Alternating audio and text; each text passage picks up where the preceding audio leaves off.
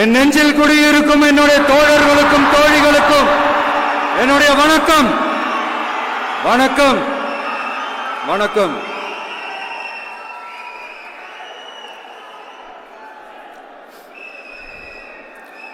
கதறல் சத்தம் எப்படி இருக்கு?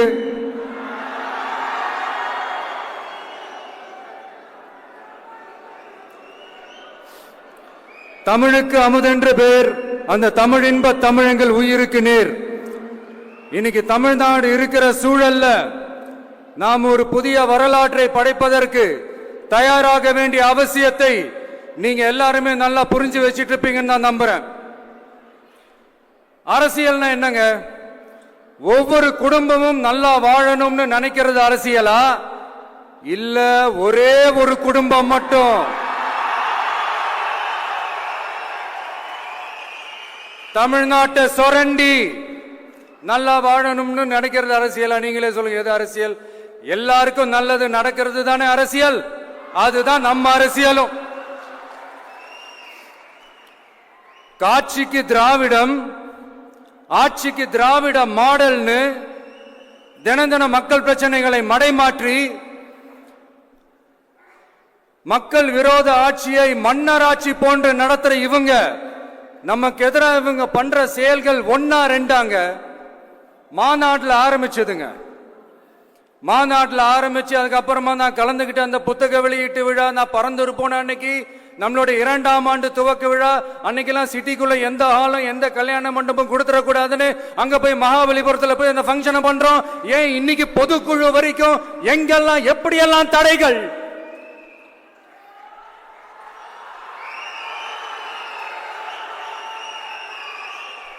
ஆனா அத்தனை தடைகளையும் தாண்டி நம்மளுடைய தோழர்கள் சந்திப்பு நிகழ்ச்சிகள், மக்கள் சந்திப்பு நிகழ்ச்சிகள் தொடர்ந்து நடந்துகிட்டு தான் இருக்கும். அது தொடர்ந்து நடக்கும்.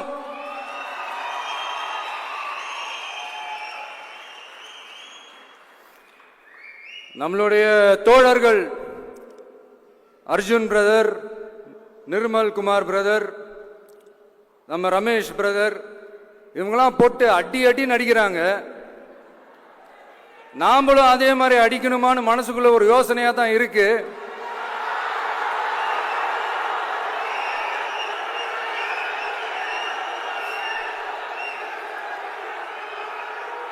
ரைட்.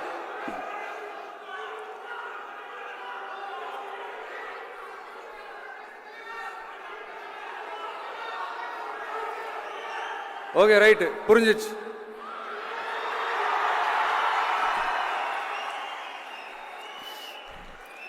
மாண்புமிகு மன்னராட்சி முதல்வர் அவர்களே,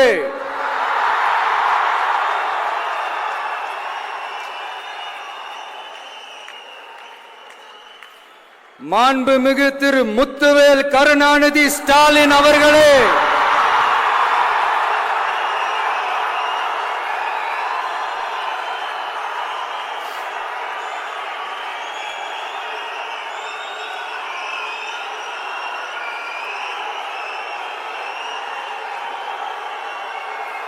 பேரை மட்டும் வீராப்பா சொன்ன பத்தாதவர்களே, செயல்லையும் ஆட்சியிலையும் அதை காட்டணும் அவர்களே.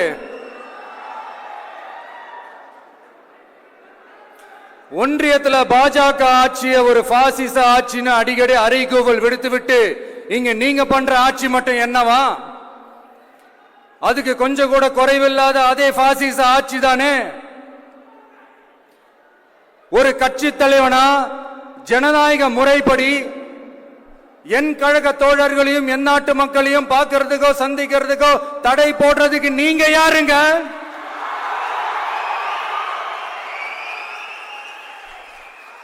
தடையை மீறிய மக்களை பார்க்கணும்னு முடிவு பண்ணிட்டா போயே தீருவேன். சட்டத்தை மதிக்கணும்ன்ற ஒரே காரணத்துக்காக தான் அமைதியா இருக்கிறேன்.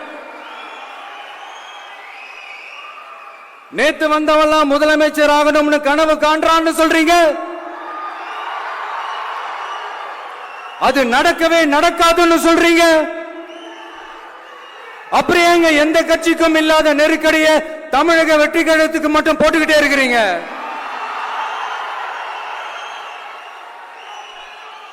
அணை போட்டு ஆத்த வேண்டும்னா தடுக்கலாம், காத்த தடுக்க முடியாது. அதையும் மீறி தடுக்கணும்னு நினைச்சீங்கன்னா சாதாரணமா இருக்கிற காத்து சூறாவளியா மாறும், ஏன் சக்தி மிக்க புயலா கூட மாறும். எனது அருமை தமிழக வெற்றி கழக தோழர்களே, நான் மாநாட்டில் ஒரு விஷயத்தை ரொம்ப வலியுறுத்தி சொன்னேன். அதே தான் இங்க நான் திரும்பவும் ரிப்பீட் பண்றேன். இந்த மண் பிளவுவாத சக்திகளுக்கு எதிரான மண், சகோதரத்துவ மண், சமய நல்லிணக்கத்தை பேணும் சமூக நீதிக்கான மண். இதை நம்ம பாதுகாத்தே தீரணும். உங்க எல்லாரையும் வேண்டி வேண்டி கேட்டுக்கிறேன். தமிழ்நாட்டிலிருந்து பல பகுதிகளிலிருந்து வர செய்திகள்லாம் கேட்கும் போது மன உளைச்சலையும் மன வேதனையும் தரதாகவே இருக்கு. சட்டம் ஒழுங்குன்னு ஒண்ணு இருக்கிறதாவே தெரியல. அதுக்கெல்லாம் இந்த கரப்ஷன் கபடதாரிகள் கவர்மெண்ட் தான் காரணம். இந்த நிலைமை மாறணும். அதுக்கு இருக்கிற ஒரே வழி, இங்க உண்மையான மக்களாட்சி மலரணும். அது வரணும்னா இவங்கள மாத்தணும்.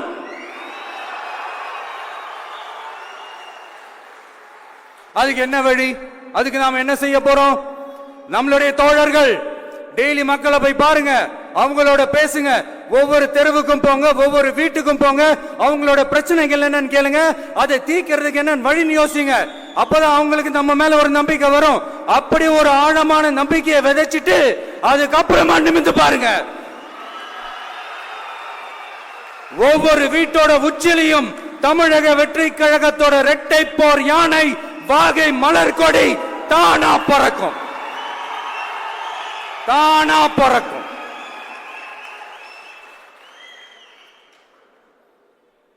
மாண்புமிகு மன்னராட்சி முதல்வர் அவர்களே, உங்க ஆட்சியை பத்தி கேள்வி கேட்டா மட்டும் ஏன் சார் உங்களுக்கு இவ்வளவு கோபம் வருது?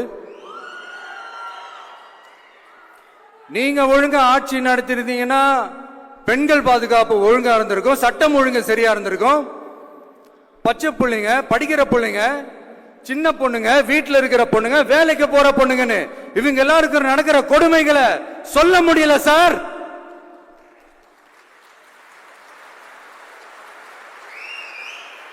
இதுல வேற உங்களை அப்பான்னு வேற கூப்பிடுறாங்கன்னு சொல்றீங்க.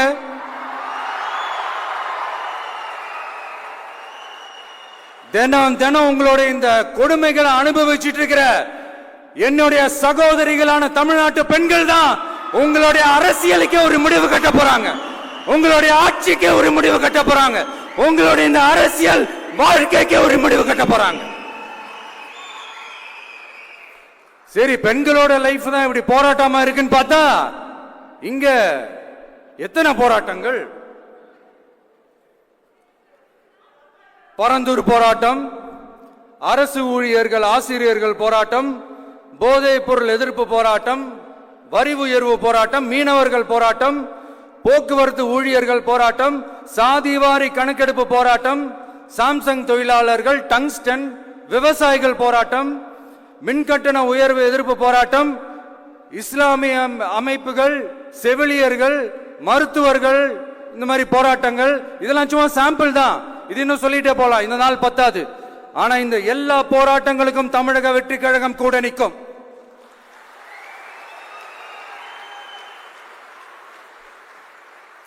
இங்க நீங்க தான் இப்படின்னா அங்க அவங்க யாரு?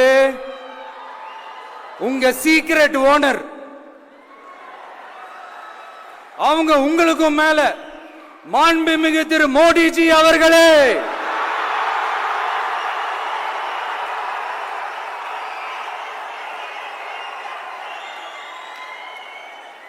என்னமோ உங்க பேரெல்லாம் சொல்றதுக்கு எங்களுக்கு ஏதோ ஒரு பெரிய பயம் மாறியும் அப்படி ஒரு விஷயத்த சொல்லிடுறது. பேரை சொல்லணும், பேரை சொல்லணும், பேரை நான் ஒரு படத்துல சொல்லுவேனே, லியோவை பார்க்கணும், லியோவை பார்க்கணும், லியோவை பார்க்கணும்.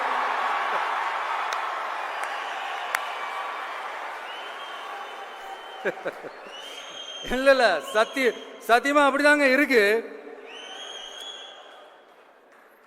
சென்டர்ல ஆள்றவங்கன்னு சொல்றோம். சென்டர்ல யார் ஆள்றா? காங்கிரஸா? இங்க ஸ்டேட்ல ஆள்றவங்கன்னு பேசுறோம். இங்க யார் ஆள்றா? அதிமுகவா? அப்புறம் என்ன பேரை சொல்லணும், பேரை சொல்லணும்? எனக்கு புரியலையே. நீங்க தானே கேட்டீங்க, வச்சுக்கோங்க.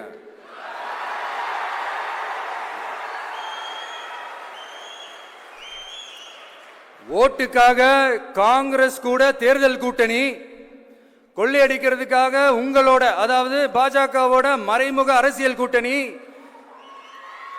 இப்படி உங்க பேரை சொல்லியே மக்களை ஏமாத்துறதும் உங்க பேரை சொல்லியே மக்களை பயமுறுத்துறதும், இப்படி இந்த கரப்ஷன் கபடதாரிகளுக்கு மறைமுகமாக உதவும் உங்க அரசுக்கு ஏஞ்சி தமிழ்நாடு தமிழர்கள்னாலே அலர்ஜி.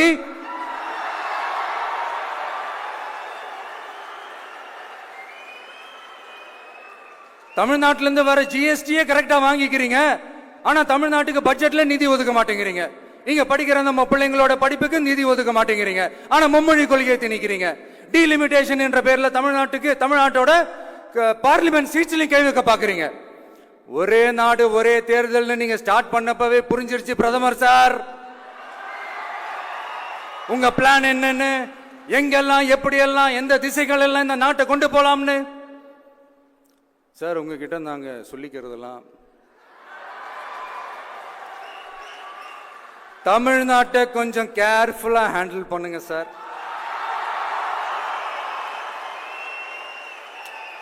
ஏன்னா தமிழ்நாடு பல பேருக்கு தண்ணி காட்டின ஸ்டேட் சார், பல பேருக்கு தண்ணி காட்டின ஸ்டேட் சார். பார்த்து சார், பார்த்து செய்யுங்க சார், மறந்துடாதீங்க சார்.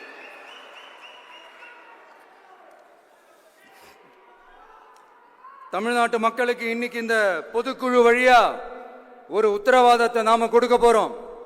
நம்ம ஆட்சி, அதாவது உங்க ஆட்சி உண்மையான மக்களாட்சி. தமிழக வெற்றி கழகம் தலைமையிலான அறுதி பெரும்பான்மை பெற்ற ஆட்சி, அதே சமயத்தில் அதிகார பகிர்வுடன் கூடிய ஆட்சி. அப்படி இந்த ஆட்சி அமைஞ்சதும் பெண்கள் பாதுகாப்பை 100% உறுதி செய்வோம்.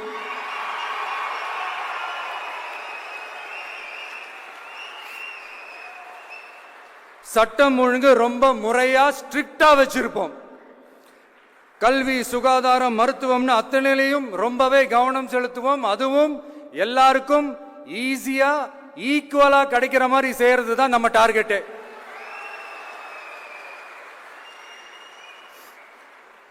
அரசு ஊழியர்கள், ஆசிரியர்கள், போக்குவரத்து தொழிலாளர்கள், மின்சார வாரிய ஊழியர்கள்னு தொழிலாளர்கள் பக்கமும் நாம கண்டிப்பா துணையா நிற்போம். ஏன்னா நாம எப்பவுமே உழைக்கிறவங்க பக்கம்தான்.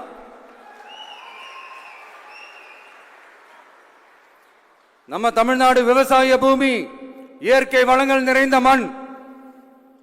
இந்த விவசாயத்துக்கும் இயற்கை வளங்களுக்கும் எதிரா எந்த விதமான ஒரு திட்டத்தையோ நடவடிக்கையோ கொண்டு வர்றதை எங்களால் ஏற்கவே முடியாது.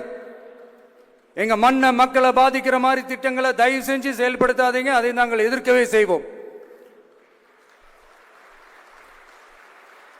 தமிழ்நாட்டை எல்லா வகையிலும் பாதுகாக்க வேண்டியது எங்களுடைய உரிமை, கடமை, கொள்கை எல்லாமே. The fundamental strength of politics is uncompromising principles and ideologies. Periyar's social justice, Kamarajar's honest administration, Ambedkar's equal justice and equal opportunity, Velu Nachiyar's social inclusivity and communal harmony, Anjali Ammal's fighting for water resources were the reasons for choosing them as our party's ideologues and policy leaders. I would like to mention here with pride that we are the first political party to declare 2 historic women icons who are India's freedom fighters from Tamil Nadu as our party's ideologues and policy leaders. இப்படி ஒரு ஆழமான நம்பிக்கையுடன் வரும் 2026 தமிழ்நாடு சட்டமன்ற தேர்தலில் ஒரு மாபெரும் அரசியல் மாற்றத்தை கொண்டு வந்து மக்கள் சக்தியின் உதவியுடன் மக்கள் விரும்புகிற ஒரு நல்ல அரசை அமைப்பதில் உறுதியாக இருப்பதால்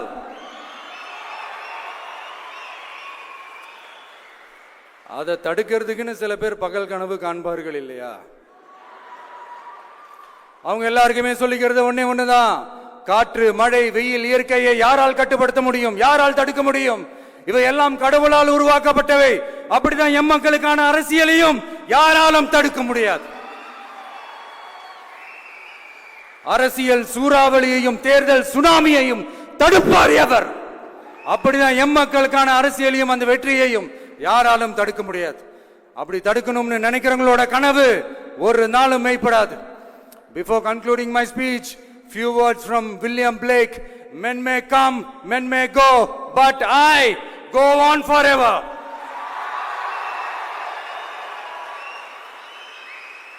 ஞாலம் கருதினும் கைகூடும் காலம் கருதி இடத்தார் செய்யின் ஏற்ற காலத்தையும் இடத்தையும் அறிந்து ஒரு செயலை செய்தால் பூவுலகம் முழுமையையும் வேண்டினாலும் அது கைவசப்படும் என்ற திருக்குறளுடன் என்னுடைய நன்றி உரையை நிறைவு செய்கிறேன்.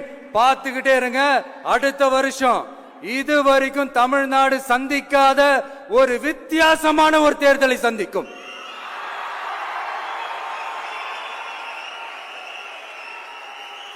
ரெண்டே ரெண்டு பேருக்கு நடுவுல தான் போட்டியே. ஒன்னு டிவிகே, இன்னொன்னு டிஎம்கே.